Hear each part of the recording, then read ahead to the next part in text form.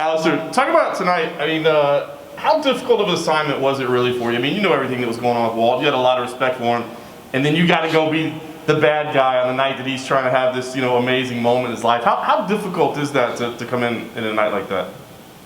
Well, for me, it was not difficult at all because it's a sport, it's a job.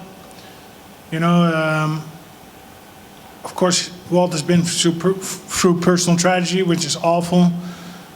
But yeah, it's a sport. I see it as a sport. It's a game, right? It's a way of making a living. So Walt is a cool guy. Don't get me wrong. We'll probably train together. We were kind of friends before a little bit. But I just see it as professional. Nothing personal. Certainly. He caught you early. I mean, you've been doing this for a long time. How in trouble were you there? Was it worse than it looked, or was it trouble for a second? Well, it was definitely trouble because I got dropped. That's number one. Number two, I got cut, right? And, you have a man who's 275 standing over on top of you trying to finish you. So definitely we were in trouble. He's very athletic, right? Very fast, very powerful.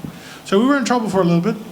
Fortunate I was able to reverse the situation and get the finish on Walt. Yeah, saw a lot of compliments for your chin. People say, "Oh, look, Alistair can take a shot." Maybe that was a question at times. I know that's kind of a backhanded compliment, because you have to get punched to do it, right? But do you feel like you show something like, "Hey, I can still, I can still take shots at this level"? For adversity, right? That's how you show it. Yeah, I think it worked out well tonight. I know you said it's just a sport, just a game that we play, but it looked like you were being very meticulous with your finish. Did that factor in at all, like your respect for him and your understanding for him, and maybe not trying to be as violent as you could be in finishing it, but being a little more meticulous?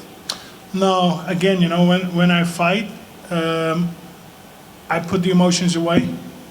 The friendship or the personal tragedy, it's a sport, it's a way of living. And we both love what we do, right? So I just tried to approach the sport aspect. Sure. It's not personal to me. You had some words for him afterwards. Can you share at all what you shared with him? Well, my heart went out for him for the situation, but also we were kind of talking before, hey, let's train together. We were doing the PR tour. Very cool guy, works hard, trains hard. So just to reassuring him, let's train together. Let's get better, right? Let's make each other better. Nice. And last thing for me. Obviously still a big star in the sport. What is it you want to accomplish? What do you see? I'm sure you want to take some time, celebrate your birthday, that sort of thing, but what's next for you? What do you want to accomplish this year? Well, we're still hunting for the title, right? And I would say also I'm in the last phase of my career, right? So those two things are a little bit on my mind. Finish up the career and one more run at the title.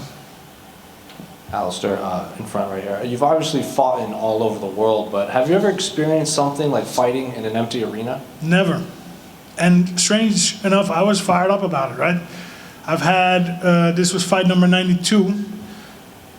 It kind of reminded me of my earlier fights, right? And I have to go all the way back to 97 when there's like 200 or 300 people in the audience. This was a little bit different though. And I don't know, it motivated me, It's during a pandemic, first time. So to me it was very interesting tonight. No audience. Still you got tension, still you got the nerves, right, going through you, fight day. I don't know, but it was different. It was cool. I liked it. I enjoyed it. And then when he did have you in trouble, you notably hit that switch to get back to your feet. You've also made it known you enjoy training with Curtis Blades, and that move is very high level in collegiate wrestling and amateur wrestling. Is that something he worked on with you for this fight? Well, Curtis is, I would say, the best sparring partner I've had. He's, what is his rank, 3 or 4?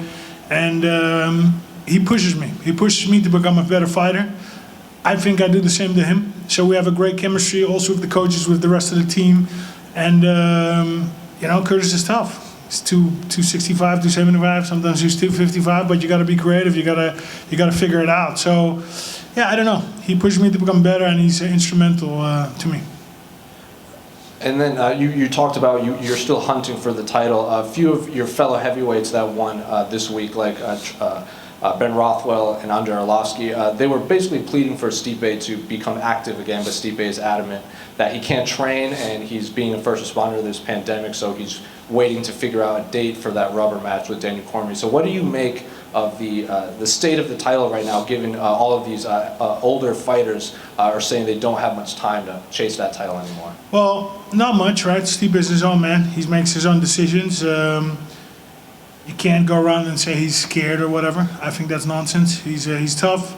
He's proven it over and over again. And yeah, I don't really have much to say about him. Thank you.